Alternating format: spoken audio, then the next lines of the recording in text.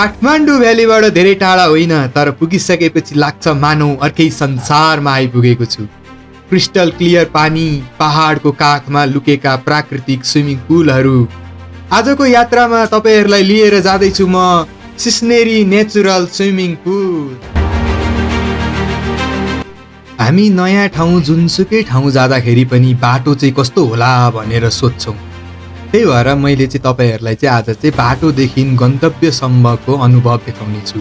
बिहान 10 बजे हाम्रो यात्रा सुरु भयो। काठमाडौँको व्यस्त सहर छोड्दै हामी दक्षिणकाली तर्फ लाग्यौं। हाम्रो रुट भने चाहिँ सातो बाटो हुँदै एकान्त कुनाबाट बायाँपट्टि लागेर मेडिसिटी हस्पिटल हुँदै चाहिँ हामी चाहिँ चोबार निस्किनेछौँ, जुन चाहिँ तपाईलाई बल्खुबाट चोबार जानुभन्दा चोबारको बाटो हुँदै जानुभन्दा धेरै नै छिटो पर्छ। अनि हामी आइपुग्यौँ जल विनायक। अनि जल विनायकको पारिपट्टि छ चोबारमा मन्जुश्रीले काटेको डाँडो। त्यस पछाडि हामी अलमल नगरिकन दक्षिणकालीको रुट हुँदै सरररररररर डल्लु आइपुग्यौँ। डल्लु सहर निकै नै मजाको सहर छ, हेर्नुहोस् त। आहा, गुम्बा लभरको लागि चाहिँ यो ठाउँ एकदमै बेस्ट हुन्छ है। यस पछाडि हामी आइपुग्यौँ शेषनारायण। शेषनारायण क्रस गरिसकेर फर्पिङको बाटो हुँदै हामी दक्षिणकालीतिर लाग्यौँ। दक्षिणकाली मन्दिर कट्ने बित्तिकै आउँछ सस्पेन्सन ब्रिज। लामो, शान्त र तलबाट बगिरहेको खोलाको आवाज। पुल पार गर्दा यस्तो लागिरहेको थियो मानौ यात्राले अब वास्तविक रूप लिन थालेको छ। अब बाटोको कुरा गरौँ। साँच्चै भन्नुपर्दा बाटो अपेक्षा गरे भन्दा निकै राम्रो रहेछ। कतै कतै अफरोड भेटिन्छ, तर त्यही अफरोडले यात्रामा रमाइलो पनि थपिदिन्छ। नेपालका यस्ता यात्रामा अलिकति धुलो, अलिअलि हल्लिने बाटो र अलिकति एडभेन्चर नभए मजा नै कहाँ आउँछ र। बाटोभरि हरिया डाँडाहरू देखिन्छन्, कहीँ टेरेस फार्मिङ, कहीँ गाउँघर, कहीँ चरिरहेका गाई बस्तुहरू त कहीँ बाटोभरि नास्पतिका रुखहरू। जता हेरे पनि प्रकृतिले आफ्नो सुन्दरता छरेको छ। नेपालको यही त हो विशेषता। थोरै टाढा निस्क्यो भने पनि दृश्य नै बदलिन्छ। हेर्नुहोस् त कति हरियो डाँडा छ। बाटो अलिअलि बिग्रेको भए पनि कतै कहीँ धुलो पनि उड्या छैन। आनन्दले सरररररर जान पाएको छ। ट्राफिक पनि धेरै छैन बाटोमा। बाटो निकै मजाको छ, हेर्नुहोस् त। आहा, पेट्रोल हालेर हामी चाहिँ अब गन्तव्यतर्फ पुग्न आँटिसक्यौँ। दक्षिणकालीबाट आधा घन्टामा हामी सिस्नेरी पुग्छौँ। सिस्नेरी बजारबाट सिधा हेटौडातर्फ नलागेर हामी देब्रेतर्फ मोडिन्छौँ।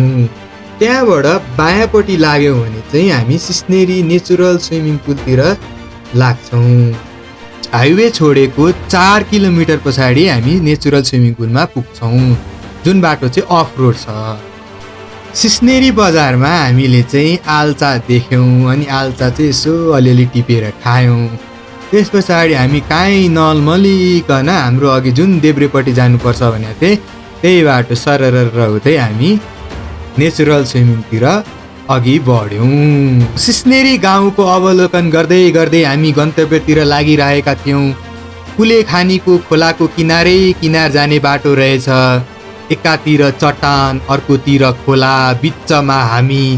बिचमा पानीले बाटो काटेको रहेछ। कहिले ढुङ्गामाथि बाइक कुदाउनु पर्ने, कहिले खोला छेउछाउ बाइक कुदाउनु पर्ने। हरेक मोडमा नयाँ एडभेन्चर थियो।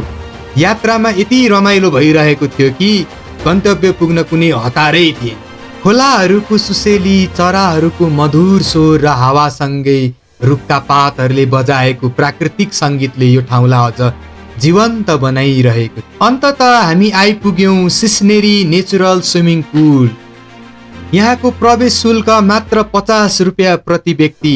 सबैभन्दा रोमाञ्चक कुरा चाहिँ के हो भने यहाँनिर चाहिँ फोहोरको लागि डिपोजिट राख्नुपर्छ। तपाईँले लगेको खानेकुरा चाहिँ तपाईँले फर्केर आउँदाखेरि चाहिँ त्यो फोहोर रिटर्न ब्याक गर्नु भएन भने चाहिँ तपाईँको डिपोजिट चाहिँ जफत गरिन्छ। त्यो विशाल चट्टान मुनि चाहिँ बाटो जान्छ। गुफा पार गरेपछि सुरु हुन्छ वास्तविक स्वर्ग। एउटा होइन, दुईटा होइन, धेरैवटा प्राकृतिक स्विमिङ पुलहरू। कुनै गहिरा, कुनै कम गहिरा, कुनै परिवारका लागि उपयुक्त, कुनै एडभेन्चर खोज्नेहरूका लागि गहिरा। यहाँनिर सबैभन्दा गहिरो स्विमिङ पुल चाहिँ 12 फिटको छ, जुन चाहिँ सबैभन्दा सुरुमै छ। त्यस पछाडि माथि माथिका स्विमिङ पुल चाहिँ त्यति साह्रो गहिरा होइन। यहाँ धेरै युवाहरू रमाइरहेका थिए। कोही डाइभ हान्दै थिए, कोही भिडियो बनाउँदै थिए, कोही साथीहरूसँग रमाइलो गर्दै थिए। सबैको अनुहारमा एउटै कुरा देखिन्थ्यो, यति सफा पानी देखेर सबैजना खुसी थिए। सिस्नेरीको सबैभन्दा विशेष कुरा भनेको पानी हो। यति सफा, यति कञ्चन, यति पारदर्शी कि तलका ढुङ्गाहरू मात्र होइन, पानीभित्र पौडिरहेका साना साना माछाहरू समेत सजिलै देख्न सकिन्छ। पहिलो पटक हेर्दा त पानीको गहिराई नै अनुमान गर्न गाह्रो पर्छ, किनभने पानी यति स्वच्छ छ कि मानौ हावामाथि उभिएर तल हेरिरहेको जस्तो लाग्छ। माथिबाट परेको घामको किरण पानीमा पर्दा झन् चम्किलो देखिन्छ। नीलो आकाश, हरिया रुखहरू र सेता चट्टानहरूको प्रतिबिम्ब पानीमा मिसिँदा यस्तो दृश्य बन्छ कि क्यामेराले पनि पूर्ण रूपमा कैद गर्न सकिँदैन। माथितिर जाँदा एउटा रोचक कुरा भेटियो। ढुङ्गा मुनिबाट पानी निस्किरहेको थियो। यही प्राकृतिक मुहानबाट आएको पानीले तलका सबै पुलहरू भरिरहेका रहेछ। प्रकृतिको यस्तो चमत्कार देख्दा साँच्चै अचम्म लाग्छ। घाम अस्ताइसकेको थियो, धेरै स्विमिङ गरेर भोक पनि निकै लाग्यो। त्यही भएर हामी फर्किएर कुलेखानी खोलाको किनारमा हामी अब कुकिङ गरेर टाइम स्पेन्ड गर्दैछौँ।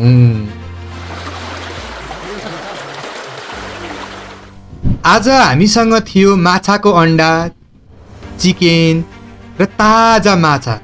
खोलाको किनारमा दाउरा बालेर खाना पकाउनुको मजा नै बेग्लै हुन्छ। बगिरहेको पानीको आवाज र वरिपरिको शान्त वातावरण।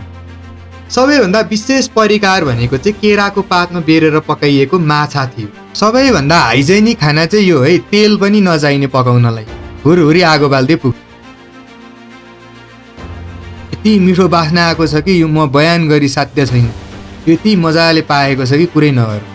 हस् त गाइज, नेक्स्ट एपिसोडमा चाहिँ तपाईँलाई म एकदमै लुकेको झरना, वाङदुलो झरना लिएर जाँदैछु, जुन चाहिँ एकदमै कम मान्छे मात्रै त्यहाँ पुगेका छन्। स्टे ट्युन रहनु होला। हस् त, see you in the next episode. By.